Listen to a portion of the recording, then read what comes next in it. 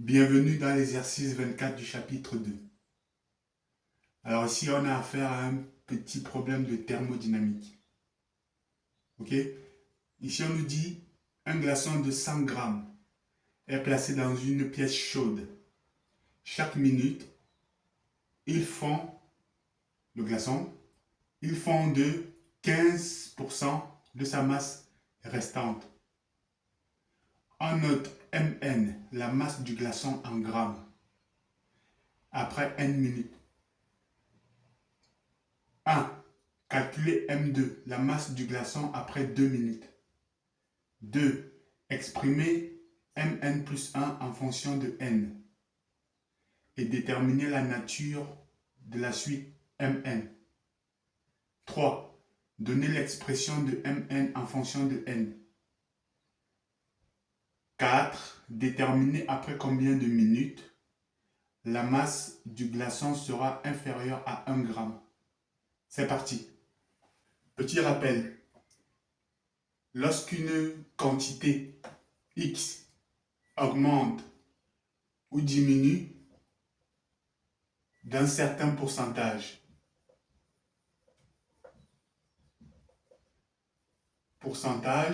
ok, ça veut dire que on doit multiplier cette quantité X, ok, par 1 plus ou moins T sur 100. D'accord? Donc, en fonction des données du problème, ce sera soit moins, soit plus. Ok? Donc, ça, c'est un petit rappel. Ici, on nous dit que la masse de départ M0 est égale à 100. 100 grammes, ok? Et diminue, ok, de 15% chaque minute.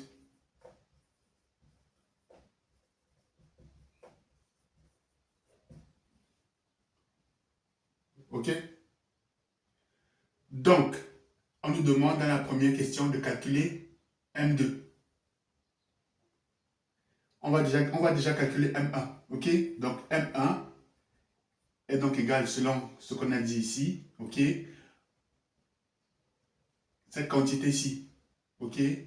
Donc, on va faire la quantité de départ, ok, multiplié, comme on a dit ici, par 1 moins T sur 100. Le T sur 100 en question, c'est 15. Donc, 15 sur 100.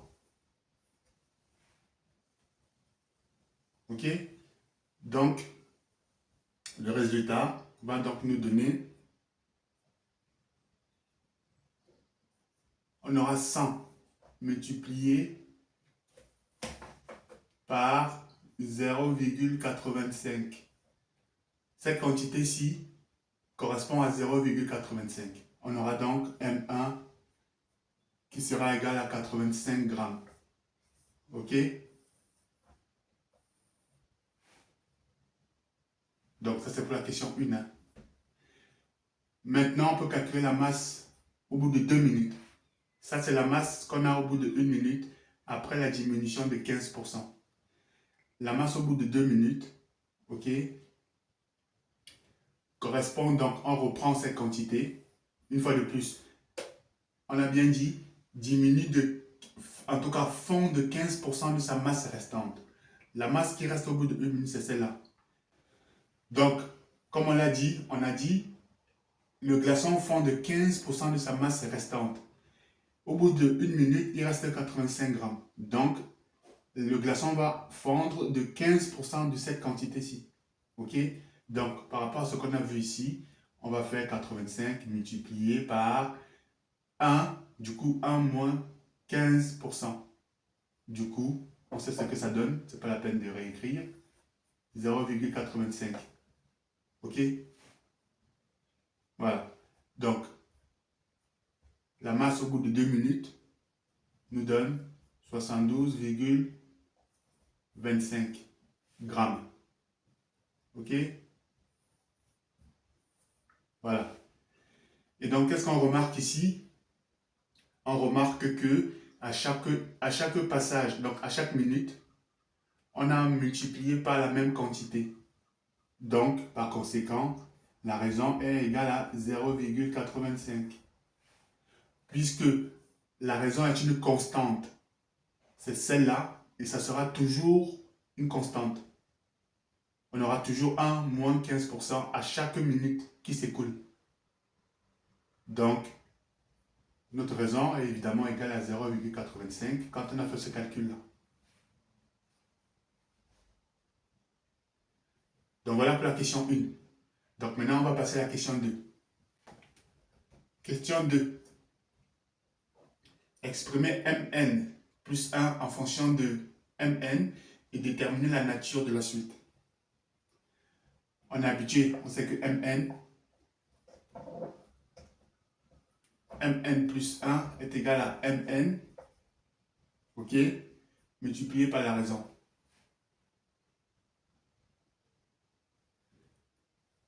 C'est donc égal à quoi? C'est égal Mn, ça reste Mn, ok, multiplié par 0,85 qu'on a vu tout à l'heure. On a vu tout à l'heure que la raison était égale à 0,85. Ok? Et donc, déterminer la nature de la suite. Suite géométrique.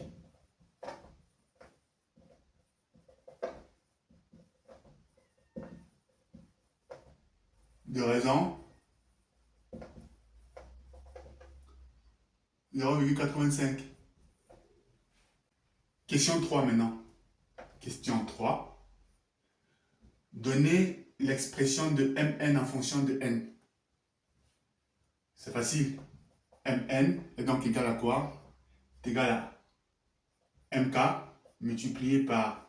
Moi, j'aime toujours présenter les choses comme ça, ok? N moins K. Donc, Mn sera donc égal à... On a quoi? On a le premier terme, ok? M0 multiplié par N moins 0, ça fait N. Voilà. Donc là, on a exprimé, comme on nous l'a dit ici, Mn en fonction de N. Ok? Tout simplement. On a déjà fait ce type de... Voilà. Ce type de question. Donc, c'est plutôt facile. À ce niveau, c'est plutôt facile. Ok? Donc, maintenant, on va passer à la question 4. Dans la question 4, on nous dit déterminer après combien de minutes la masse du glaçon sera inférieure à 1 gramme. La masse du glaçon.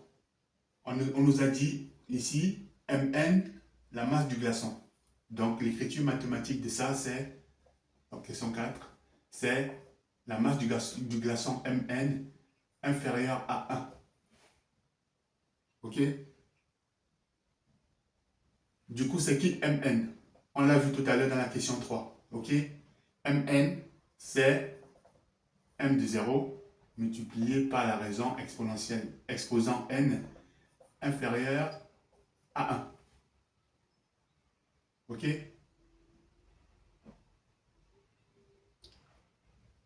Du coup, on va remplacer. Ça fait quoi? Ça fait M0, ça fait 100 multiplié par la raison, on l'a vu, 0,85 exposant n inférieur à 1.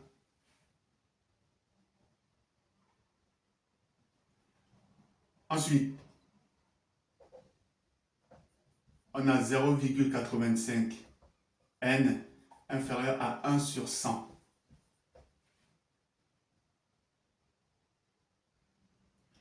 Donc, on a 0,85 exposant n inférieur à 0,01. Une fois qu'on arrive ici, rappelez-vous, on a déjà fait ça. Qu'est-ce qu'on fait? On utilise le logarithme, ok, de chaque côté. Donc, je rappelle que le logarithme de A exposant B, ok, c'est égal à B logarithme de A. Du coup, lui, ça devient n logarithme de 0,85 inférieur à logarithme de 0,01. OK? Donc, on fait le calcul, on trouve un n qui est supérieur. Pourquoi? Je vais expliquer. En fait, ici, le logarithme de 0,01 nous donne moins 2. OK? Et donc, pour faire passer, du coup, cette quantité-ci, OK, nous donne, cette quantité-ci, logarithme de 0,85 nous donne moins 0,0705. OK? Donc, pour avoir le n ici, donc du coup, ça nous donne n multiplié, si on veut, OK, inférieur à moins 2. Voilà, on peut le faire comme ça. Donc, pour faire passer cette quantité qui est négative ici, on inverse le sens de l'inégalité. OK? Donc, ça nous fait n supérieur à moins 2 sur moins 0,0705. OK? Donc, c'est pour cela qu'on trouve donc que n est supérieur à 28,36. Alors ici, on a trouvé un n strictement supérieur à 28,36 minutes. Ça veut dire quoi? Ça veut dire que pour que la masse du glaçon soit inférieure à 1 gramme, il faudrait qu'on soit supérieur à 28,36 minutes. OK. Le problème, c'est qu'on va vérifier. On va vérifier en prenant cette expression-ci. On prend 100 multiplié par 0,85. On a trouvé le n qui doit strictement être supérieur à cette valeur-ci, 28,36 minutes. Mais prenons déjà le n égal à 28 minutes. OK? Je prends 28 ici. Je trouve 1, à peu près. OK? 0,56. Qui est toujours supérieur à 1. OK? Et je prends comme ça là plusieurs valeurs, OK? Au-dessus de 28, je trouve toujours des valeurs supérieures à 1. OK. Lorsque j'arrive donc à 28,36, OK, donc je reprends ma quantité 100 multiplié par 0,85 exposant 28,36. Je trouve 0,996 inférieur à 1. OK? Qu'est-ce que ça veut dire? Ça veut dire qu'en fait ici, on nous dit qu'on doit être supérieur à 28,36. Strictement supérieur à 28,36 minutes pour que la masse du glaçon soit inférieure à 1 gramme. Et quand on vérifie, on se rend compte que pas forcément. On se rend compte que précisément à 28,36 minutes, la masse du glaçon est déjà inférieure à 1. OK? Donc, on a fait les calculs qui sont... Et on a trouvé ce résultat, OK?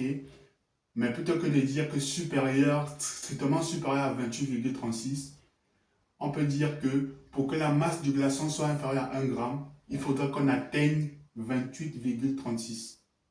Donc, il faudra que le n soit égal à... OK? Il faudrait que le n soit égal à 28,36 précisément pour que notre masse du glaçon soit inférieure à 1. Et non pas strictement supérieure. OK? S'il y avait une égalité ici encore, ça pouvait passer. Mais là, comme c'est strictement supérieur, ouais, quand on vérifie, on voit bien que précisément à ce moment-ci, on est déjà inférieur à 1.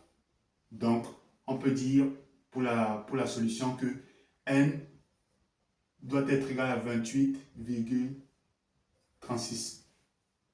OK? Pour cette solution-là. N doit être égal à 28,36 pour que la masse du glaçon, OK, ça fait masse inférieure à 1. Voilà. Donc, c'est ça qu'il faut dire. Il faut donner ce résultat, c'est vrai, d'après la démarche, ça donne ça, mais le raisonnement, il est super important de dire que, parce qu'on a vérifié, on se rend compte que c'est précisément à ce moment-ci que la masse du glaçon est inférieure à 1. Et donc, pour la réponse, on doit pouvoir dire que la masse du glaçon est inférieure à 1 lorsque on atteint 28,36 minutes. Donc voilà l'exercice de thermodynamique. Okay? C'est important de montrer l'utilité des maths. Okay? Parfois on fait les mathématiques sans trop savoir à quoi ça sert. Ici, grâce aux suites géométriques, on a résolu un petit problème de thermodynamique. Donc, autant de phénomènes de la vie qu'on peut résoudre grâce aux mathématiques. Okay? Là, c'est un exemple assez clair. Okay? Donc, c'était vraiment intéressant de faire cet exercice qui est vraiment différent de ce qu'on faisait jusque-là. Donc, ça sert à ça aussi, les suites. Voilà, tout ce qu'on a fait jusqu'à présent pour les suites, au niveau des suites en tout cas, permet de résoudre ce type de problème de la vie, en fait, de la vie courante, tout simplement. Donc voilà ce qu'il y avait à dire dans cet exercice de thermodynamique. Exercice très intéressant et utile, même d'un point de vue personnel, de la vie en général. Ça peut être très utile de savoir faire ça, ok? Voilà, donc si vous avez des questions, vous les posez. Sinon, rendez-vous dans l'exercice numéro 25.